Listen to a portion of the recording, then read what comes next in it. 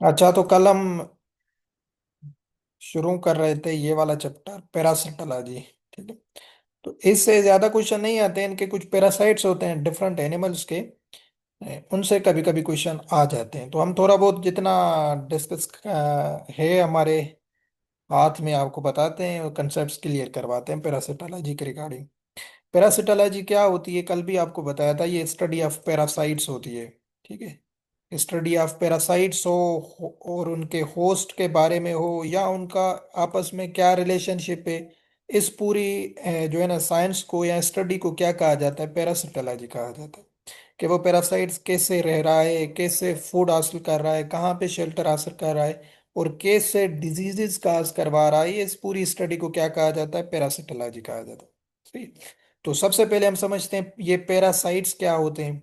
छोटे से जो पैरासाइट्स होते हैं, ये स्मॉल जो है ना लिविंग ऑर्गेनिजम्स होते हैं, जो किसी और होस्ट में या किसी और जगह में रहते हैं, या वो उस पे डिपेंड करते हैं फॉर फूड। ठीक है।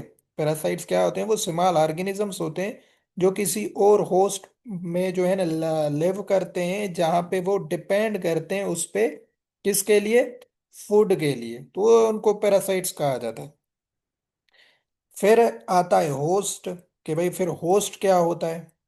तो होस्ट क्या है, कि वो जो जो है ना वो ऑर्गेनिज्म, वो अभी ह्यूमन भी हो सकता है, एनिमल भी हो सकता है। ठीक है, ऐसा नहीं कि सिर्फ एनिमल होगा। वो ऑर्गेनिज्म वो आपका एनिमल भी हो सकता है और ह्यूमन भी हो सकता है। ठीक है। जिसमें पैरासाइट्स रहते हो, इन विच पैरासाइट्स लिव्स। ठीक है। तो उसको क्या कहा जाता है, फिर होस्ट कहा जाता है। ये कुछ कंसेप्ट्स हैं आपने याद रखने। इन विच पैरासाइट्स लिव्स। ठीक है, तो उसको क्या कहा जाता है, होस्ट। अभी जाहिर है जहाँ पे पैरासाइट रहते होंगे, तो वहाँ पे वो उनको शेल्टर भी मिल रहा है और उनको फूड भी मिल रहा है उस होस्ट से। तो ये क्या है, पैरासाइट्स हैं, और जहाँ पे पैरासाइट रहते हैं उसको कहा जाता है होस्ट। सही है, तो ये आपने क्लियर करना है कंसेप्ट।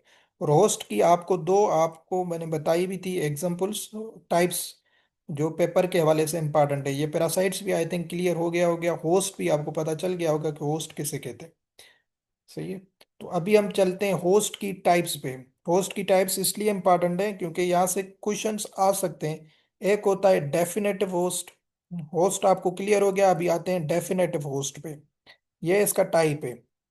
डेफिनेटिव होस्ट उसको कहते हैं जिसमें पैरासाइट्स अडल्ट होते हैं। ठीक है। वो होस्ट, जाहिर होस्ट क्या है, जहाँ पे पैरासाइट रहते हैं, और वहां पे वो जगह जहाँ पे पैरासाइट्स अडल्ट होते हैं या मेच्योर होते हैं। ठीक है, सेक्सुअली मेच्योर होते हैं, तो उसको कहा जाता है डेफिनेटिव होस्ट। ठीक है। ये आपने याद रखना है कि वो होस्ट जहाँ पे पैरासाइट्स अडल्ट होते हैं, या जो है ना अडल्ट्री पे रीच होते हैं, या सेक्सुअली मेच्योर होते हैं, बिल्कुल मेच्योर होते हैं पैरासाइट्स, उसको कहा जाता है डेफिनेटिव होस्ट। सही है। दूसरे होते हैं intermediate host. Very important definition है इंटरमीडिएट की, आपको पेपर में जरूर आ सकती है इस चैप्टर से, तो ये आपको क्लियर होनी चाहिए। इंटरमीडिएट होस्ट में बिल्कुल कंसेप्ट समझा रहा हूँ आपको, वहां पे वर्डिंग से समझ आ जाएगा कि वो क्या देता है। वो होस्ट जिसमें पैरासाइट इमेच्योर स्टेज में हो। ठीक है। वो पैरासाइट जिस वो होस्ट जिसमें पैरासाइट्स इमेच्योर स्टेज में हो, या इसके लिए एक और वर्ड भी यूज होता है, लार्वल स्टेज। क्योंकि ये इसकी साइकिल होती है ना, पैरासाइट्स की लाइफ साइकिल होती है, उसमें लार्वी वगैरह बनती है, तो आपको पता है लार्वी कहा जाता है इमेच्योर स्टेज को। अडल्ट फिर पूरे मेच्योर को बोला जाता है। ठीक है। तो यहाँ तो वो आपको स्टेटमेंट में देगा कि in which host the parasites in larval stage या इमेच्योर स्टेज। तो आपने याद रखना है ये कौन सा टाइप ऑफ होस्ट है, ये है इंटरमीडिएट होस्ट। जब बिल्कुल मेच्योर हो, अडल्ट हो, तो उसको डेफिनेटिव कहा जाएगा। और जहाँ पे इमेच्योर हो या लार्वल फॉर्म में हो, जिसमें अभी तक वो अडल्ट नहीं बना है, तो उस होस्ट को कहा जाता है इंटरमीडिएट होस्ट। हमेशा देखो ना, कुछ पैरासाइट पहले एक किसी एक ह्यूमन को या एनिमल को इफेक्ट करते हैं, वहां पे रहते हैं, वो उनका होता है इंटरमीडिएट होस्ट, इमेच्योर लेवल में वहां पे होते हैं। फिर वहां से किसी और एनिमल में या ह्यूमन में वो ट्रांसफर होते हैं, वहां पे जाके वो अडल्ट भी होते हैं, रिप्रोडक्शन भी करते हैं, तो वो उनका होता है डेफिनेटिव होस्ट। इस तरीके से ये इनकी लाइफ साइकिल चलती है। तो ज्यादा डिटेल में जाने की जरूरत नहीं, बाकी इसके और भी होस्ट के एग्जाम्पल हैं, ऐसा नहीं कि ये सिर्फ दो हैं। ट्रांसपोर्ट होस्ट है, रिजर्वायर होस्ट है। तो काफी एग्जांपल्स हैं और हमारे काम के नहीं है, ये दो वेरी इंपॉर्टेंट है। ठीक है। तो यहाँ तक ये चीजें थी। आप फिर नेक्स्ट क्या है, इनके रिलेशनशिप्स भी हैं, कल मैंने वो भी आपको बताए थे, बट वो फिर दोबारा कोशिश करता हूँ जल्दी जल्दी में बताने की। ये पैरासिटिज्म, ये कुछ अभी तीन रिलेशनशिप्स होते हैं जो इंपॉर्टेंट है इनके, जैसे आपने सुने भी होंगे, कमेनलिज्म, म्यूचुअलिज्म, पैरासिटिज्म। ये रिलेशनशिप होते हैं कि वो होस्ट और पैरासाइट्स का आपस में क्या रिलेशनशिप है। ठीक है। इंटरेक्शन उनका बीच में क्या है, रिलेशनशिप उनका क्या है, या पैरासाइट्स और होस्ट कैसे रहते हैं, इस पूरे प्रोसेस को या इस पूरे जो है ना क्या कहते हैं, साइंस को क्या कहा जाता है, इन दोनों का कहा जाता है रिलेशनशिप। फिर इसमें तीन आते हैं, parasitism, communalism and mutualism. Parasitism क्या होता है कि जिसमें पैरासाइट जो है वो बेनिफिट में हो, होस्ट जो है वो हार्म हो या नुकसान में हो। ठीक है। पैरासाइट फूड या शेल्टर वगैरह हासिल कर रहा है फॉर सपोज, तो वो किस में रहता है, होस्ट में रहता है ना। तो पैरासाइट्स को तो फायदा हो रहा है, तो वो होस्ट से क्या ले रहे हैं, फूड भी ले रहे हैं, शेल्टर भी ले रहे हैं। बट होस्ट को क्या हो रहा है, होस्ट में डिजीजेज होंगी, वीकनेस होगी, वो सफर करेगा। तो यहाँ पे क्या हो रहा है, होस्ट को नुकसान हो रहा है, पैरासाइट को फायदा हो रहा है। तो इस रिलेशनशिप को कहा जाता है पैरासिटिज्म। ठीक है। क्या कहा जाता है, पैरासिट। अभी आप इसके और एग्जांपल्स भी देख सकते हैं, आपको मिल जाएंगे, बट सिंपली मैं आपको बताता जा रहा हूँ ताकि हम जल्दी कर पाए। दूसरा रिलेशनशिप होता है कम्युनलिज्म। ये अभी बेसिक बता रहा हूँ, अभी कुछ पढ़ाया नहीं है, ये एक्स्ट्रा बता। कम्युनलिज्म। ठीक है। कम्युनलिज्म फिर किससे कहा जाता है, वो रिलेशनशिप जिसमें एक ऑर्गेनिज्म जो है ना फायदा दे रहा हो और दूसरा ना उसको नुकसान दे रहा हो ना उसे फायदा दे रहा हो। ठीक है। कम्युनलिज्म किसे कहते हैं कि एक जो है उसको मैं ये पॉजिटिव निशानी दे रहा हूँ, कोई फायदा दे रहा है, दूसरा जो है वो ना उसे फायदा दे रहा है ना उसे नुकसान दे रहा है। ठीक है। कुछ भी नहीं कर रहा। तो ये होता है, इस रिलेशनशिप को कहा जाता है कम्युनलिज्म। सही है? तो ये आपने याद रखना है। मतलब कुछ ऐसे पैरासाइट्स भी होते हैं जो आपके जो है ना क्या कहते हैं, बॉडी में मौजूद होते हैं, जो है ना वो डिजीज काज नहीं करवाते। सही है? वो आपसे शेल्टर ले रहे हैं, क्या ले रहे हैं, शेल्टर ले रहे हैं, मतलब वो उनको फायदा हो रहा है बट आपको कोई नुकसान नहीं कर रहे। ठीक है। इंटेस्टाइन में भी ऐसे होते हैं। फिर इसको क्या कहा जाता है, कम्युनलिज्म कहा जाता है। तो उसमें एक तो उसे फायदा दे रहा है, दूसरा ना उसे फायदा दे रहा है ना उसे नुकसान दे रहा है, कुछ भी नहीं कर रहा, खामोश है। तीसरा एक रिलेशनशिप होता है, लास्ट, वो होता है म्यूचुअलिज्म। म्यूचुअल का वर्ड ही ये होता है कि दोनों बराबर, म्यूचुअलिज्म। ठीक है। इस रिलेशनशिप में क्या होता है कि बोथ ऑर्गेनिज्म एक दूसरे को फायदा देते हैं। ठीक है। क्या करते हैं, दोनों एक दूसरे को बेनिफिट करते हैं। तो इसको रिलेशनशिप को कहा जाता है म्यूचुअलिज्म। ठीक है। तो इसका अगर एग्जांपल दूं, जैसे र्यूमन का भी मैंने कल भी दिया था। र्यूमन, आप हमने पढ़ा है ना, र्यूमन में प्रोटोजोआ वगैरह पैरासाइट्स मौजूद होते हैं। ठीक है। एक काऊ की ह्यूमन में। तो वहां पे क्या होता है, कुछ माइक्रो ऑर्गेनिज्म मौजूद होते हैं, वो उसको क्या करते हैं, वो मदद देते हैं ताकि उसकी डाइजेशन हो सके।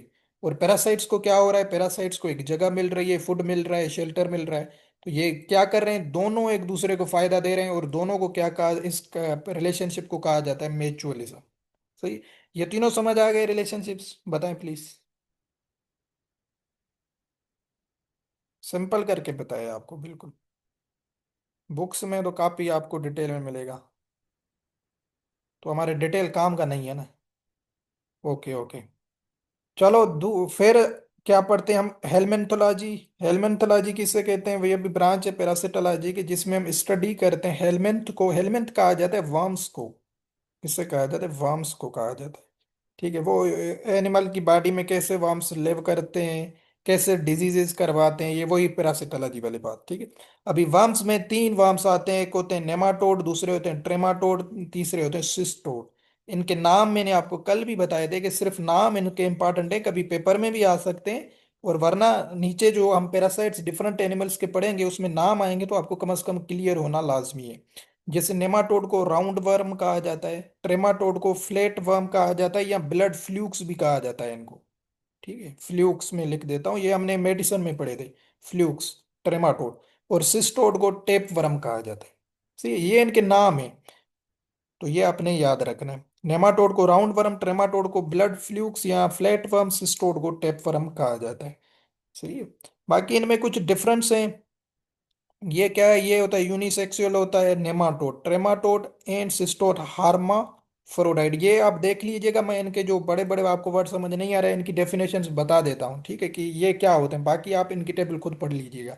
हार्माफ्रोडाइट किसे, अभी यूनिसेक्सुअल किसे कहते हैं, जिसमें मेल और फीमेल पैरासाइट्स अलग अलग हों, सेपरेट हों, ठीक है, उसे कहा जाता है यूनिसेक्सुअल। जिसमें मेल और फीमेल पैरासाइट्स अलग अलग हों, इंडिविजुअल हों, उसको। बाकी जो हार्माफ्रोडाइट्स होते हैं ना, इसमें क्या होता है, जिसमें male and female reproductive organ एक ही पैरासाइट्स में हो, ठीक है। मतलब एक कोई पैरासाइट है, फॉर सपोज एक वर्म है, उसमें मेल के भी ऑर्गन हो, फीमेल के भी ऑर्गन हो, इसको कहा जाता है हार्माफ्रोडाइट। सही, समझ समझ आ गया। हार्माफ्रोडाइट इससे क्या, मतलब जो नेमाटोड्स होते हैं, राउंड वर्म्स होते हैं, वो अलग अलग होते हैं, उनमें मेल एंड फीमेल की रिप्रोडक्टिव ऑर्गन्स अलग अलग होते हैं, यूनिसेक्सुअल होते हैं। और ट्रेमाटोड एंड सिस्टोड के जो वर्म्स होते हैं, ये हार्माफ्रोडाइट होते हैं दोनों। मतलब इनमें वो पैरासाइट जिसमें मेल एंड फीमेल के रिप्रोडक्टिव ऑर्गन्स एक ही पैरासाइट्स में मौजूद हों, मतलब एक पैरासाइट्स में दोनों मौजूद हो, मेल और फीमेल, ठीक है। तो ये एग्जांपल है। बाकी इनकी जो बॉडी है वो सेगमेंटेड, ट्रेमाटोड की और इसकी राउंड वर्म की नो सेगमेंटेड है, सिस्टोड की सेगमेंटेड है। इसमें ये डिवाइडेड है, सेगमेंटेड कहा जाता है बॉडी पार्ट्स जो है, एक बॉडी पार्ट है वो डिवाइडेड है मेनी पार्ट्स में, इसको सेगमेंटेड कहा जाता है, मतलब उसके फिर मेनी पार्ट्स होते हैं, तो उसको सेगमेंटेड। तो सिस्टोड टेपवर्म जो होते हैं ये डिवाइडेड होते हैं, बाकी ये दोनों डिवाइडेड, इनकी बॉडी की स्ट्रक्चर नहीं होती। बाकी कोई इनका डिफरेंस नहीं है इतना इम्पोर्टेंट जो पेपर में आ सके, बस इसके नाम आते हैं। बाकी ये मैंने इसका ये बता दिया, ये शायद आपको कंफ्यूज करता कि हार्माफ्रोडाइट किससे कहते हैं, ये मैंने आपको क्लियर करवा दिया, ठीक है। अभी कुछ जो है ना पैरासाइट्स हैं जिनके हम नाम देखते हैं, कुछ पढ़े भी हैं हमने ऑलरेडी। जैसे ट्रेमाटोड जो हमने ब्लड फ्लूक्स में वहां पे एक पढ़ा था, फेसियोला हेपाटिका, ठीक है, इसको कहा जाता है liver fluke.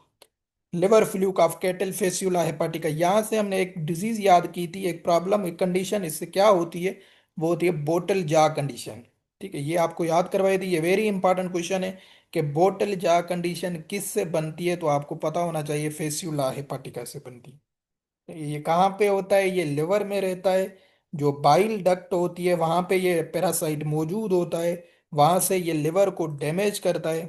Pipe steam liver, very good, देखो आपको याद है तो आ गई ना बातें, कंसेप्ट। पाइप स्टीम लिवर भी हमने पढ़ा था, क्योंकि ये लिवर को डैमेज कर देता है पाइप की तरह। पाइप स्टीम लिवर होता है, उससे एनीमिया होती है, वेट लॉस होता है, फिर ये जो जा के अंदर सोइलिंग हो जाती है, जिसको कहा जाता है बोटल जा कंडीशन, तो ये फेसियोला हेपाटिका से होता है। ये सारी, बाकी इसकी ओवरऑल लाइफ साइकिल में जाने की जरूरत नहीं है, जो प्रॉब्लम है वो आपने याद रखनी। उसके बाद अभी सिस्टोड्स में यहाँ पे कौन कौन से सिस्टोड इंपॉर्टेंट हैं, जिनके नाम हम पढ़ते हैं, जो पेपर में आपको दे सकता है, वो है डेप्लीडियम केनानियम, केनेनियम, ठीक है। ये क्या है, कॉमन टेपवर्म ऑफ डॉग। ये डॉग का कॉमन टेपवर्म है, ठीक है। डॉग्स जितने भी हैं इनका कॉमन, जो अगर ये क्वेश्चन डायरेक्ट इस फॉर्म में आ सकता है कि which one of the following is common tapeworm of dogs, तो आपको ये पता हो डेप्लीडियम, ये वर्ड याद रखिएगा। चलो ये केनानियम याद नहीं होता तो ये आपने याद रखना है, डेप्लीडियम वाला जिसमें ऑप्शन होगा वो करेक्ट होगा। अभी ये डॉग और कैट्स में कॉमन टेपवर्म होता है। अभी कहाँ पे होता है, ये भी स्मॉल इंटेस्टाइन में रहता है। उसके बाद ये जो है ना, एनल इचिंग हो गई, डायरिया हो गया, ये सारे प्रॉब्लम करता है, इनकी साइंस वगैरह से क्वेश्चन नहीं आते, बट ये सिंपली ये इसी फॉर्म में आ सकता है, ठीक। तो ये इसलिए इसको कॉमन कहा जाता है, क्योंकि आपने देखा होगा डॉग्स के ऊपर फ्लीज वगैरह बहुत ज्यादा बैठती है, ठीक है। तो वो क्या होती हैं, ये उससे ट्रांसमिट होता है, डेप्लीडियम केनानियम, ठीक। तो ये आपने याद रखें, जो फ्लीज होती हैं डॉग के ऊपर होती हैं, फिर डॉग उनको लिक करता रहता है, बाइट करता रहता है, उससे वो इंजेस्ट कर लेता है, और उनमें ये इन्फेक्शन पैरासाइट मौजूद होता है, डेप्लीडियम, वो उनके इंटेस्टाइन को जाके डैमेज करता है, तो ये डॉग का कॉमन टेपवर्म कहा जाता है। तो क्वेश्चन आपको इसी फॉर्म में मिलेगा कि डॉग का कॉमन टेपवर्म कौन सा है, डेप्लीडियम आपने याद रखने। उसके बाद है ड्राफ टेपवर्म। ड्राफ टेपवर्म किसे कहते हैं, स्मॉल टेपवर्म को कहा जाता है। ड्राफ का मतलब क्या होता है, स्मॉल होता है, कि हेमोलेप्सिस नेना, हेमोलेप्सिस नैना जो है ये एक स्मॉल टेपवर्म है डॉग का, सही। तो ये आपने याद रखना है। बस सिंपली आपको ये क्वेश्चन आ सकता है कि ड्राफ्ट टेपवर्म ऑफ डॉग कौन सा है, हेमिनोलेप्सिस नैना। हेमिनोलेपिस नैना जो है ये स्मॉल या ड्राफ्ट टेपवर्म है डाक का। तो ये भी इसी फॉर्म में क्वेश्चन आ सकता है, ओवरऑल इसकी डिटेल इतनी इंपॉर्टेंट नहीं है। दूसरा तीसरा सिस्टोड कौन सा है जो इंपॉर्टेंट है, वो है टीनिया सोलियम। टीनिया सोलियम को कहा जाता है पोर्क। ठीक है, ये शायद हमने नहीं पढ़ा है पहले। पोर्क टेपवर्म इसको कहा जाता है। आपको पता है पोर्क किसे कहते हैं? पोर्क कहा जाता है पिग के। ठीक है, पिग के मीट को पोर्क कहा जाता है ना, आपको पढ़ाया था मीट साइंस में। तो पोर्क टेपवर्म इसको कहा जाता है। तो ये क्वेश्चन इस फॉर्म में आ सकता है वैसे कि which one of the following is pork tapeworm. जी, meat of pig, very good. तो ये पोर्क का जो पिग का मीट होता है उसमें ये पैरासाइट मौजूद होता है जिसको कहा जाता है टीनिया सोलियम। सही है, तो ये आपने याद रखना है। तो ये जो अंडर कुक्ड पोर्क का मतलब पिग का मीट होता है जिसे पोर्क कहा जाता है, उससे ये जो है ना प्रॉब्लम हो सकती है या पैरासाइट हो सकता है, इंजेस्ट हो जाए, जिससे जो है इंटेस्टाइनल इन्फेक्शंस वगैरह हो सकते हैं। तो क्वेश्चन ये आ सकता है कि टीनिया सोलियम जो है या पोर्क टेपवर्म किसे कहते हैं, ये टीनिया सोलियम को कहा जाता है। ये आपने सिंपली यहाँ तक ही याद रखना है इसी फॉर्म में। फिर होता है टीनिया सेजनेटा। इसका भी एक नाम है, वो भी आपने याद रखना है। टीनिया सेजनेटा को कहा जाता है बीफ टेपवर्म। क्या कहा जाता है? Beef tapeworm. तो ये दोनों वेरी इंपॉर्टेंट है, इनके नाम जो आपने जहन में बिठाने हैं। ये पेपर में आ सकते हैं, ये शॉर्ट पेपर में इसी फॉर्म में आ सकते हैं कि बीफ टेपवर्म किसे कहा जाता है, टीनिया सेजनेटा को। और टीनिया सोलियम को कहा जाता है पोर्क टेपवर्म। ये ठीक है, क्लियर हो। इकिनोकोकस ग्रेन्युलोसा, इससे क्या क्वेश्चन आ सकता है कि इससे कहा जाता है हाइड्रेटेड सिस्ट या हाइड्रेटेड डिजीज। ठीक है, हाइड्रेटेड डिजीज भी आप इसको कह सकते हैं या हाइड्रेटेड सिस्ट भी बनती है ये, इसको समझते हैं। इससे यही डायरेक्ट क्वेश्चन इससे भी आ सकता है कि which one of the following causes hydrated cyst या हाइड्रेटेड डिजीज। तो आपको ये ऑप्शन में जरूर मिल जाएगा इकिनोकोकस ग्रेन्युलोसा। सही है, इकिनोकोकस ग्रेन्युलोसा ये भी क्या है, टेपवर्म है, सिस्टोड है, जो हाइड्रेटेड डिजीज काज करवाता है एनिमल्स में, ह्यूमंस में भी ये होती है। ठीक है, तो अभी ये कैसे होता है, यहाँ पे ना डेफिनेटिव होस्ट जो होते हैं डॉग्स वगैरह होते हैं। तो ये मेच्योर जो होता है ये वर्म डॉग में होता है, इंटरमीडिएट ये शीप कैटल पिग्स वगैरह सब में रहता है। तो अडल्ट ये डॉग के जाके इंटेस्टाइन में होता है। एकिनोकोकस ग्रेन्युलोसा क्या पे होता है, इंटेस्टाइन पे होता है। तो वहां पे जो इसकी लार्वल स्टेज होती है ना पैरासाइट की।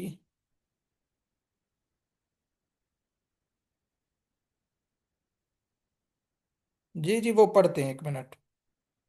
ये थोड़े यहाँ पे बताने नहीं जो मैं बता रहा हूँ। ठीक है, तो वो लार्वल स्टेज में क्या करते हैं, ये जो है ना लिवर लंग्स में एक सिस्ट बनाते हैं किनोकोकस ग्रेनुलोसा, जिसको कहा जाता है हाइड्रेटेड सिस्ट। हाइड्रेटेड सिस्ट इसलिए कहा जाता है कि वो हाइड्रेटिक का मतलब होता है वाटर। हाइड्रो वर्ड किससे रिलेटेड है, वाटर से रिलेटेड है, फ्लूइड से रिलेटेड। तो फ्लूइड लाइक सिस्ट बनती है एक लिवर्स में, लंग्स में या किसी ऑर्गन्स में। तो उसको इसलिए कहा जाता है हाइड्रेटेड सिस्ट या हाइड्रेटेड डिजीज। तो ये किससे होती है, जो है ना, ये होती है पैरासाइट के उनसे, वर्म से, टेपवर्म से, इकिनोकोकस ग्रेनुलोसम। ठीक, तो अडल्ट वर्म जो है ये डॉग के इंटेस्टाइन में रहता है, क्योंकि डेफिनेट होस्ट तो डॉग है ना इसका। फिर क्या होते हैं, एग्स जो है इसके, वो डॉग वगैरह फीसेस वगैरह करेगा, वहां से जो है ना शीप या केटल वगैरह उसको इंजेस्ट करेगी या ईट करेगी। तो वो जो इन पैरासाइट्स होते हैं वो डेवलप हो जाते हैं कहाँ पे, इंटेस्टाइन में जाके ये सिस्ट बनाते हैं, जिसको हाइड्रेटेड सिस्ट कहा जाता है। ठीक है, तो ये इसकी लाइफ साइकिल होती है, बट लाइफ साइकिल से क्वेश्चन नहीं आते। जो जिसमें इंपॉर्टेंट होगा वो मैं आपको खुद बता दूंगा। सही है? बाकी सिंपली ये इनसे क्वेश्चन आते हैं। बाकी और पैरासिटोलॉजी ये कंसाइज मटेरियल में भी है, वहां पे भी हम देखेंगे इसको। बाकी यहाँ पे जितनी है आपने वो बेसिक बेसिक समझनी है, ताकि हम नेक्स्ट फिर पढ़ें। यहाँ इसके जब हम एमसीक्यूज करें, अभी वेट स्कैन में इसके बहुत अच्छे एमसीक्यूज हैं, वहाँ पे और कंसेप्ट क्लियर होंगे एमसीक्यूज में। बट यहाँ पे आपको कम से कम आइडिया हो जाएगा कि भाई डेप्लीडियम किसका है, हेमिनोलेपिस किसका है, टीनिया सोलियम पे हमने क्या समझा था, टीनिया सेजनेटा पे हमने क्या समझा। तो बेसिक बेसिक आप अभी क्लियर करवाएं। एकिनोकोकस ग्रेनुलोसा हमने कर दिया। उसके बाद नेमाटोड्स में से यहाँ पे हमने कौन कौन से पैरासाइट्स के नाम याद रखने हैं जो पेपर के हवाले से। नेमाटोड आपको बताया था राउंड वर्म्स को कहा जाता है, क्लियर है। राउंड वर्म्स में ये सबसे पहले वेरी इंपॉर्टेंट है ऑक्सीरियस इक्वाई। ऑक्सीरियस इक्वाई को कहा जाता है, इसका नाम इंपॉर्टेंट है, सिनोनिम इंपॉर्टेंट है, अदर नेम इंपॉर्टेंट है जो पेपर में आ सकता है, वो है पिन वर्म। ठीक है, क्या कहा जाता है इसको? पिन वर्म कहा जाता है। ये हार्स में मौजूद होता है ऑक्सीरियस इक्वाई, तो इसको पिन वर्म कहा जाता है। तो ये डायरेक्ट क्वेश्चन आ सकता है कि which one of the following is pin worm in horse. तो आपको ये नाम दे सकता है, तो आपने ये वाला याद रखना है, ऑक्सीरियस इक्वाई। तो ये क्या करता है पिन वर्म? ये जो एनल रीजन होती है उसमें जाके इचिंग करवाता है, बहुत ही ज्यादा हार्स को, बहुत ही हार्ड किस्म की इचिंग होती है, जिससे जो है ना, ये टेल की तरह होता है या पॉइंटेड पिन की तरह होता है, इसकी शेप होती है, इसलिए इसको पिन वर्म कहा जाता है। तो ये हार्स में मौजूद होता है, इसका अदर नेम आपने याद रखना है, ये इंपॉर्टेंट है। उसके बाद क्या चीज है? वो है हिमानकस कंटोरटस। ठीक है, हिमानकस कंटोरटस जो है, इसको वायर वर्म भी कहा जाता है, ट्विस्टेड वर्म भी कहा जाता है, मैंने पहले भी बताया, ये डिजीज हमने पढ़ी थी। ट्विस्टेड वर्म भी कहा जाता है, और इसके उस बारबर पोल जो है ना, वर्म भी कहा जाता है। बारबर पोल वर्म भी कहा जाता है। ये नाम इसके तीन याद रखिएगा। ये स्टमक वर्म भी कहा, स्टमक वर्म केटल का या रुमिनेंट का क्यों कहा जाता है? क्योंकि ये जो पैरासाइट है या नेमाटोड है, ये रहता है एबोमिज्म में। कहाँ पे रहता है? Abomasum is the part of stomach in ruminant. ठीक है ना, चार कंपार्टमेंट होते हैं, बताएं आपको नाम भी, र्यूमन, रेटिकुलम, ओमेसोम एंड एबोमिज्म। तो ये जो हिमानकस कंटोरटस है, ये वेरी इंपॉर्टेंट है, क्वेश्चन भी है कि कौन से पार्ट ऑफ स्टमक में रहता है या चेम्बर में रहता है। ये क्वेश्चन आ सकता है, हिमानकस कंटोरटस किस चेम्बर ऑफ स्टमक में रहता है? तो आपने याद रखना है एबोमिज्म में। किसमें? एबोमिज्म में ये रहता है। ठीक है, जो रूमिनेंट का चौथा अपार्टमेंट होता है, जिसको ट्रू स्टमक भी कहा जाता है, इसको ट्रू स्टमक भी कहा जाता है, तो वहां पे ये रहता है हिमानकस कंटोरटस, इसलिए इसको स्टमक वर्म कहा जाता है, या wire worm, twisted worm, barber pole worm. जिसके नाम इंपॉर्टेंट है, और कोई इंपॉर्टेंट चीज नहीं है इससे। उसके बाद एक और चीज भी हम यहाँ से पढ़ते हैं नेमाटोड से, वो क्या है? वो नेक्स्ट है डिक्टोकेलस। डिक्टोकेलस वर्ड आपने याद रखना है, ये पहले वाला। डिक्टाइलोकेलस जो वर्ड है ये वाला, सेकंड वाले को छोड़ दें। ये हमेशा यूज होता है लंग वर्म के लिए। किसके लिए? लंग्स वर्म के लिए या लंग वर्म के लिए। ठीक है, डिक्टाइलोकेलस, ये जो नेमाटोड है, ये आपने याद रखना है लंग्स वर्म के लिए यूज होता है। जब भी पूछ ले कि किसी भी एनिमल का पूछे कि लंग वर्म कौन सा है, तो आपको क्लियर हो जाएगा, ये वर्ड आपने जहन में बिठाना है, डिक्टाइलोकेलस। फिर दूसरे में वो अलग अलग जो भी एनिमल होगा उसमें ये चेंज होगा, जैसे प्लेरिया, ये शीप गाय। ठीक है, ये शीप का लंग वर्म है, तो ये किसी हार्स का अलग होगा, रुमिनेंट का, दूसरे कैटल वगैरह का अलग होगा। आपको ये मैंने कीवर्ड बताया है, डिक्टाइलोकेलस। डिक्टाइलोकेलस आपने याद, क्योंकि हम ऑप्शंस में देखेंगे, हमें ऑप्शन जरूर मिलेंगे जिससे हम पहचान लेंगे। तो ये आपने याद रखना है, डिक्टाइलोकेलस जब भी लगेगा वो किसके लिए लगेगा? लंग वर्म्स के लिए लगेगा, किसी का भी पूछे। इसका एग्जांपल अगर मैं आपको बता दूं, तो ये क्वेश्चन आया था आई थिंक, तो आपको क्लियर हो जाएगा, 2020 में ही आया था। ये देखें क्वेश्चन क्या है, 43, major lung worm of horse. अभी देखो यहाँ पे हार्स का पूछा है, बट हमारा कंसेप्ट क्लियर है कि भाई जिस ऑप्शन में डिक्टाइलोकेलस होगा वो लंग वर्म होगा। ठीक है, एनोफिलोसेफला स्पेशीज, गेस्ट्रोहाइलस, परसिकेरस। तो ये तीनों ऑप्शन नहीं है, हमने क्या पढ़ा है? डिक्टाइलोकेलस। ठीक है, ये वर्ड आप देखें, आपको फिर उसने मिला के दिया है डिक्टाइलोकेलस। और हार्स का क्या है? आर्नी फील्ड, आर्नी फील्डी, या इस तरीके से ये नाम अगर याद नहीं होता कोई इशू नहीं है, ये वाला आपको कंसेप्ट क्लियर होना चाहिए, डिक्टाइलोकेलस। पर ऐसा नहीं है कि वो आपको हर ऑप्शन में डिक्टाइलोकेलस मिला के देगा, वो आपको सिंपल बना के देगा ताकि आप समझ जाएं, कंसेप्ट क्लियर होना चाहिए। तो लंगवा में आपने याद रखना है ये वर्ड डिक्टाइलोकेलस, क्योंकि फिर वो जिस भी ऑप्शन के साथ अटैच्ड हो किसी एक ऑप्शन में, तो वो हमारा करेक्ट होगा। ठीक है, तो ये डिक्टाइलोकेलस आपने याद रखना है किसके साथ यूज होता है? लंग वर्म के लिए यूज होता है। उसके बाद है डाइक्रोफिलेरिया इमेटिस, ये लास्ट करते हैं, उसके बाद क्लास हम इस्लामियात की चलाएंगे। डाइक्रोफिलेरिया इमेटिस, इसको कहा जाता है heart worm. Very important MCQs बता रहा हूँ, हार्ट वर्म ऑफ डॉग अगर पूछा जाए तो वो कौन सा है, डाइक्रोफिलेरिया इमेटिस है। सही है। और डाइक्रोफिलेरिया ये डॉग और कैट की हार्ट में रहता है, और वेरी इंपॉर्टेंट क्वेश्चन है कि हार्ट की कौन सी चेम्बर में रहता है या कौन सी जगह पे रहता है, राइट वेंट्रिकल्स। हार्ट में एक जो है ना, right ventricles, left ventricles, right atrium, right ventricle, ये पढ़े होंगे, बट ये मैं फिर पढ़ाऊंगा, हार्ट की कंपोजिशन कंसाइज मटेरियल में पढ़ेंगे। सही है। तो जो राइट वेंट्रिकल, राइट पोर्शन होता, साइड वाला पार्ट होता है हार्ट का, जो यहाँ पे राइट वेंट्रिकल्स होते हैं, जैसे यहाँ, जैसे ये चेम हार्ट है ना, तो ये लेफ्ट हो गया, ये राइट हो गया, इस फॉर्म में होता है। फिर यहाँ पे वेंट्रिकल आर्टरियम होता है, फिर उसके नीचे वेंट्रिकल्स होता है, इसी फॉर्म में होता है। यहाँ पे भी फिर आर्टरम होता है, यहाँ पे भी वेंट्रिकल्स होते हैं। तो ये जो राइट साइड वाली होती है, ये मेरी राइट साइड वाली यहाँ पे है, तो ये वेंट्रिकल्स में होती है, राइट वेंट्रिकल्स में। ये क्या होता है, डाइक्रोफिलेरिया एमेटिस मौजूद होता है। तो ये पूछ सकते हैं वैसे कि डाइक्रोफिलेरिया एमेटिस जो हार्ट वर्म है, ये कौन से जो है ना, कहाँ पे, हार्ट के कहाँ पे मौजूद होता है, हार्ट में, तो आपने याद रखना है राइट वेंट्रिकल्स में।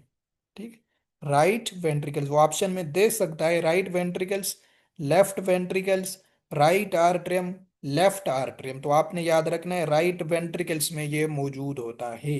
ठीक है, तो ये हार्ट वर्म कहा जाता है किसका, डॉग का। तो ये आपने याद रखना है सिंपली। तो यहाँ तक हम करते हैं, फिर इंशाल्लाह कल जो है ना, एराकनेट्स को शुरू करेंगे यहाँ से। यहाँ से ये इसकी यहाँ प्रोटोजोलॉजी, इसमें तो इस सच कोई इंपॉर्टेंट चीज़ नहीं है।